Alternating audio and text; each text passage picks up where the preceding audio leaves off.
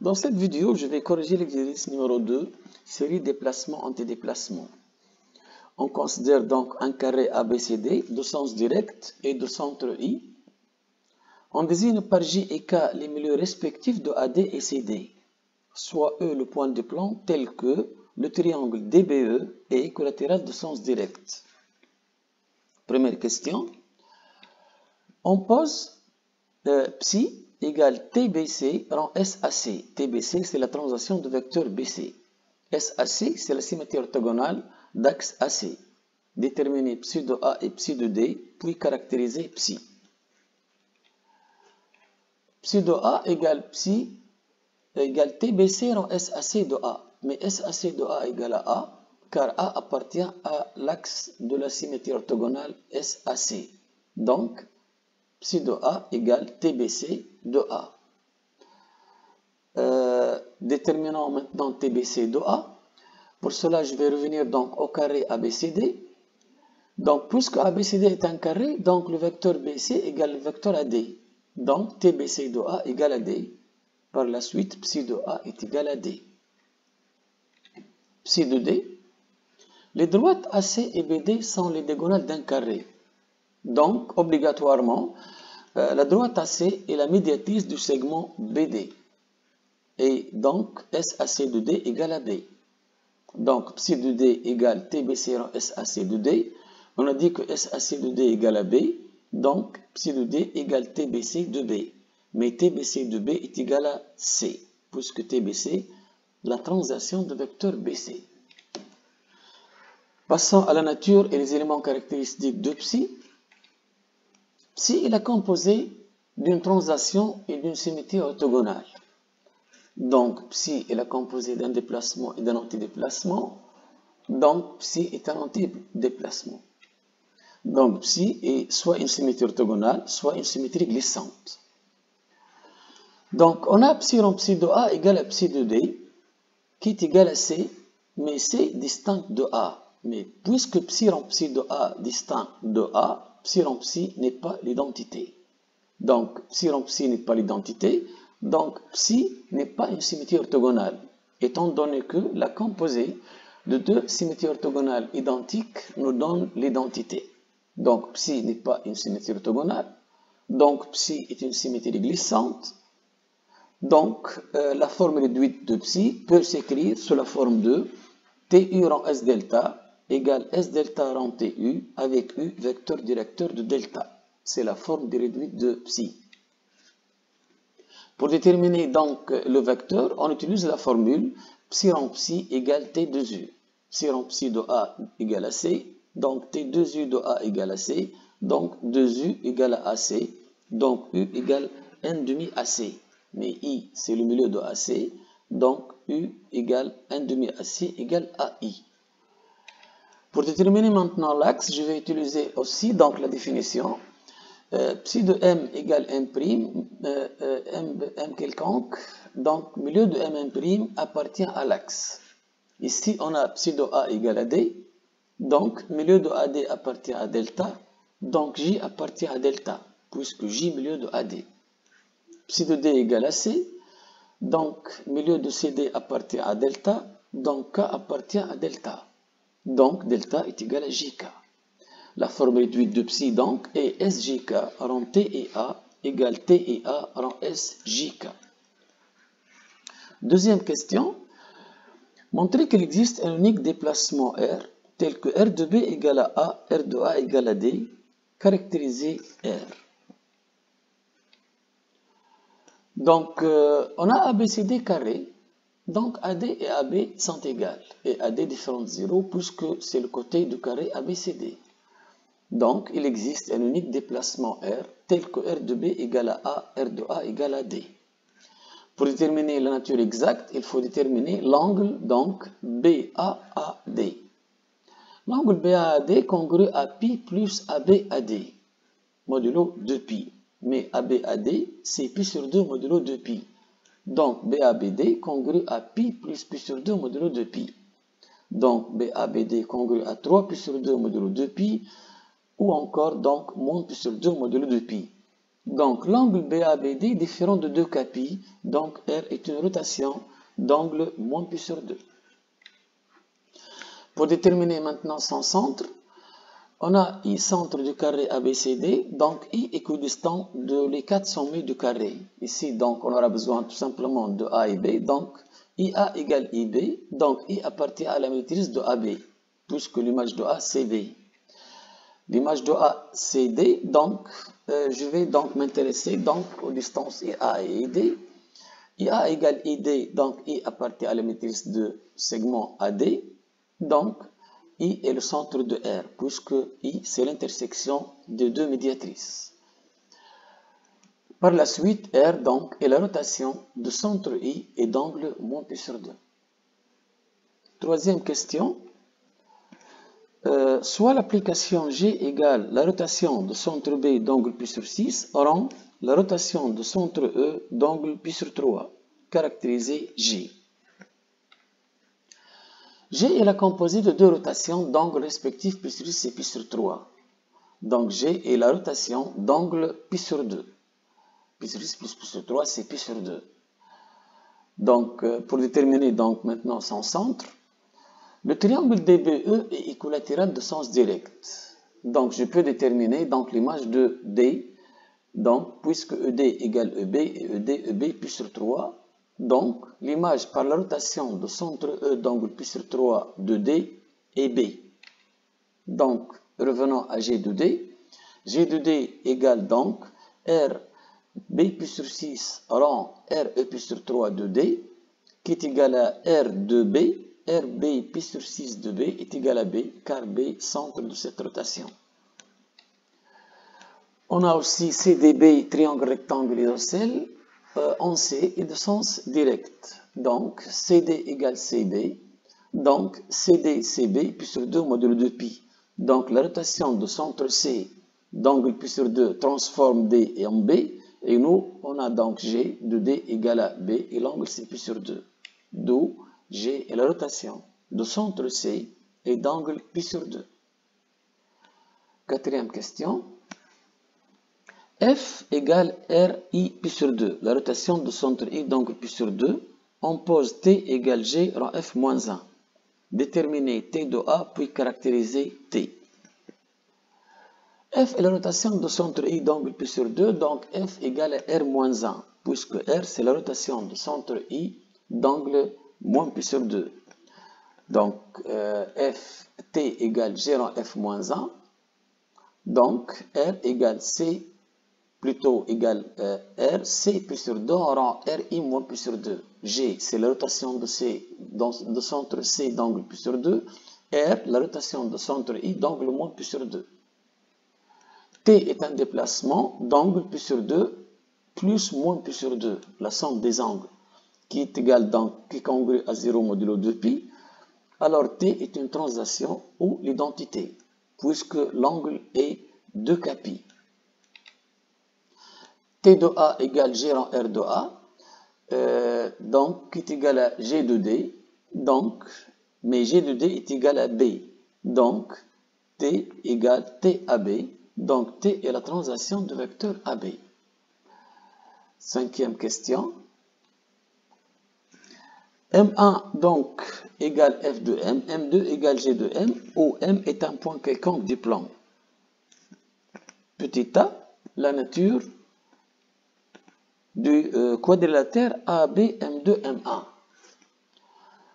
On a M1 égale F de M, équivaut à dire que M2 égale F moins 1 de M1, donc M2 égale, or M2 égale G de M, je vais remplacer M par F moins 1 de M1, donc M2 devient G de F moins 1 de M1, donc équivaut plutôt à M2 égale G rend F moins 1 de M1, équivaut à dire que M2 égale T de M1, puisque G rond F moins 1 est égal à T, mais T c'est la transition de vecteur AB, donc M1, M2 égale AB. Donc le quadrilatère AB, M2, M1 est un parallélogramme. B. Montrer qu'il existe un seul antidéplacement phi tel que phi de A égale M1, phi de D égale M2. Pour cela, je dois démontrer que AD égale M1, M2, et bien sûr AD différent de 0, puisque côté d'un carré. On a AB, M2, M1 est un parallélogramme. Donc M1, M2 égale AB. Les vecteurs M1, M2 et AB sont égaux. Donc, les distances M1, M2 et AB sont égales.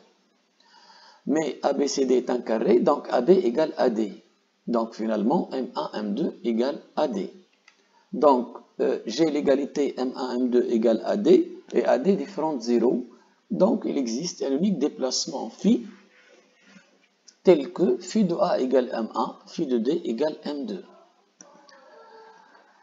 C, comparaison de phi et D T à M1 rend S à I. Pour cela, je vais utiliser le principe de coïncidence. T à M1 rend S à I est la composée d'une translation et d'une symétrie orthogonale. Donc, c'est la composée d'un déplacement et d'un antidéplacement. Donc, c'est un antidéplacement. T à M1 rend S à I est un antidéplacement. Donc, puisque je peux déterminer là donc, les images donc, des points A, commençons par A plutôt, T à M1 rend S à I de A égale T à M1 de A qui est égal à M1 qui est égal à phi de A. La première coïncidence. La première coïncidence, c'est au point A. T à M1 rend S à I de D égale T à M1 de B, vecteur, transition de vecteur à M1 de B, qui est égal à M2 car A, B, M2, M1 parallélogramme, qui est égal à phi de D, d'où la deuxième coïncidence au point D.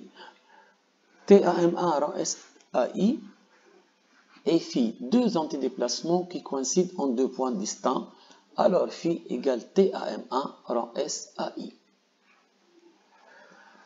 Nature et les éléments caractéristiques de phi dans chacun des cas. Un premier cas, M appartient à la droite BD. Un deuxième cas, M est sur la droite parallèle à AC passant par D.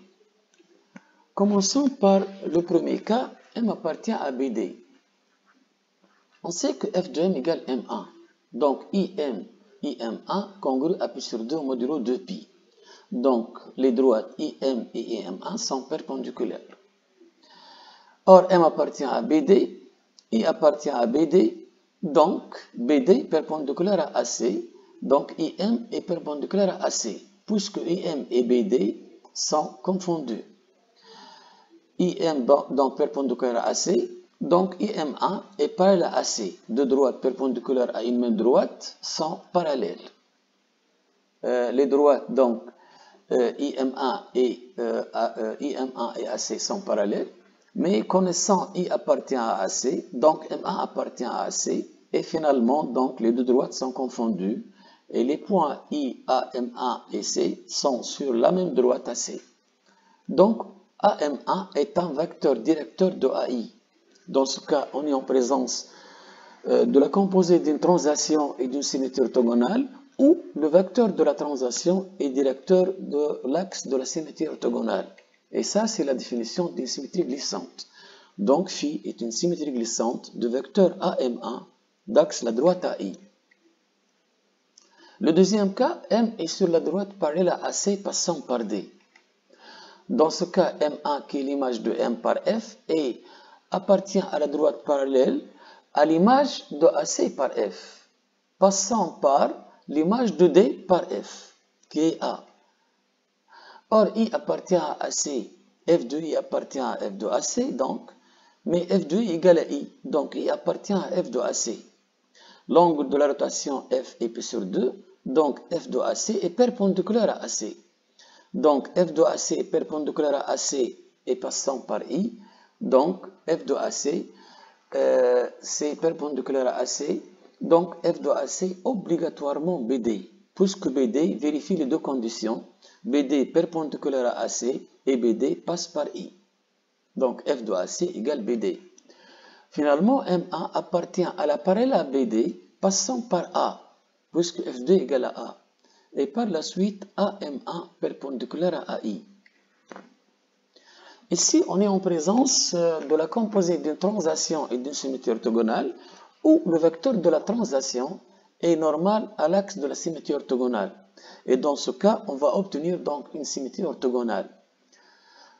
Pour cela, TAMA, je vais poser TAMA égale S delta rond SAI avec delta 1, l'image de AI, par la translation de vecteur N' AI.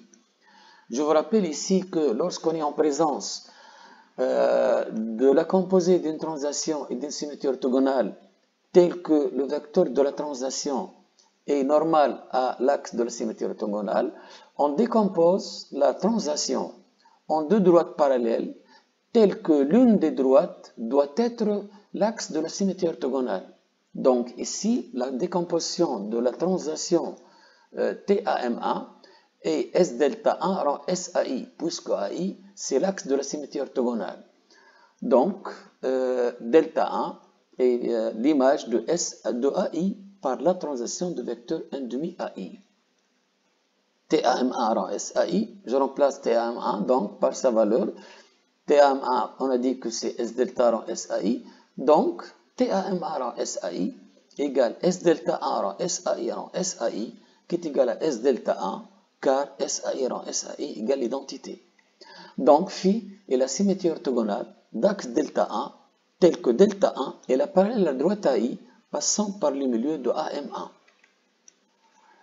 Sixième question. Soit delta une droite variable passant par A est distinct de A et C. On désigne par B', D' les projetés orthogonaux respectifs de B et D sur delta. Petit a, soit delta' la parallèle, la droite perpendiculaire plutôt à delta passant par D. Déterminer les images par F de delta' et delta. Delta' passe par D, donc F de delta' passe par F de D, qui est égal à A.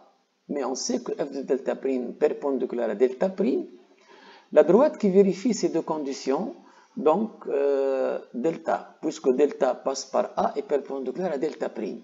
Donc F de delta' est égal à delta. L'image de delta maintenant, delta passe par A, donc F de delta passe par F de A qui est B.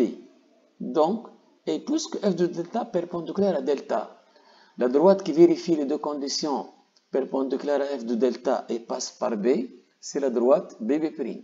Donc, F de delta est égal à BB'. La propriété F conserve le contact, donc on aura D' égale delta inter delta', donc F de D' est égal à F de delta inter F de delta', donc F de D' égale BB' inter delta, puisque F de delta égale BB', F de delta' égale delta. Donc F de D' égale à B'. B, la question B, montrer que le cercle de diamètre D'B' passe par un point fixe. On a, dans la question A, on a démontré que F de D' égale B'.